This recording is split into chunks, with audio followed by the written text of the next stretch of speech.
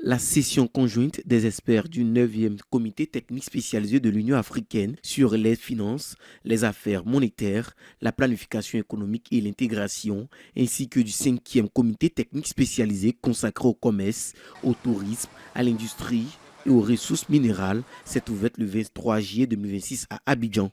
Placée sous le thème Financer l'industrialisation de l'Afrique pour un développement durable, cette rencontre de 3 jours vise à identifier les leviers financiers capables d'accélérer la transformation structurelle des économies africaines.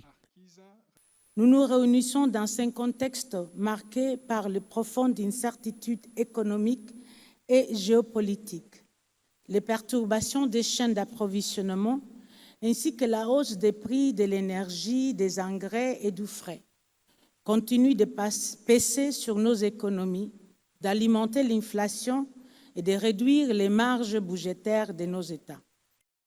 Au cœur des échanges figure la mobilisation des ressources intérieures, la lutte contre le flux financier illicite, la soutenabilité de la dette et le développement des corridors économiques et industriels.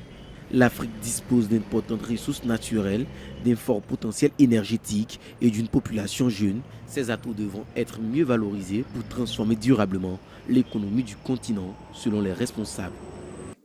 Le thème retenu pour cette session est particulièrement évocateur.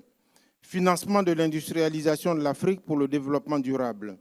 Ce thème nous invite à regarder avec lucidité les défis de notre continent, mais également à mesurer l'ampleur des opportunités qui s'offrent à nous.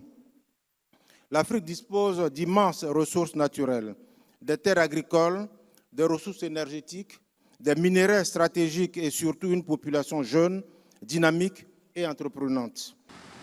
Évoquant l'expérience ivoirienne, les autorités ont rappelé que le pays mise sur le développement des infrastructures, le renforcement du secteur privé, la modernisation des filières agricoles et l'amélioration du climat des affaires.